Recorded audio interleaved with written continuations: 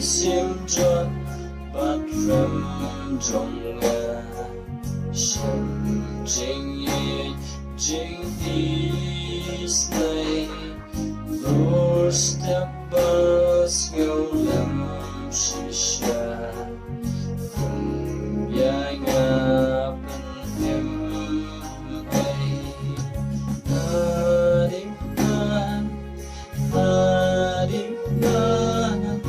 lòng cao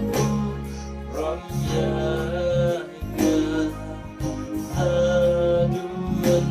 xiêm ngài sầm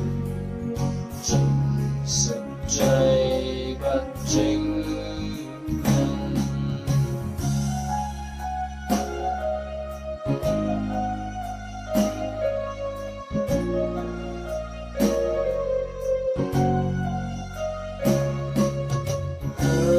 chân đi na khuôn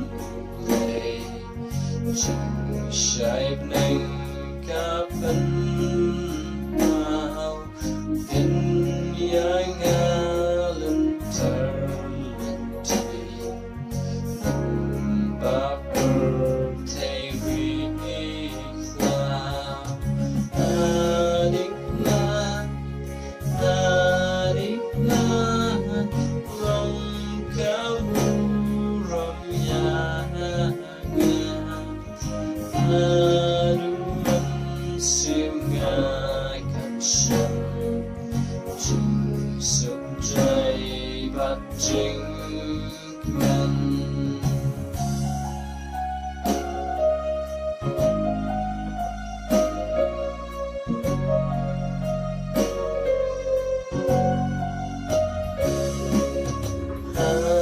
chân đi na ngàn dài ta chính hết khám phá gần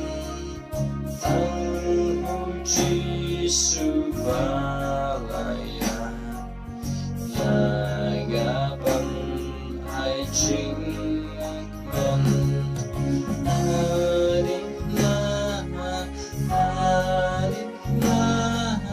lòng cả ram ya aduan xiêm ngài cảnh sâm chinh sụp trái bát chính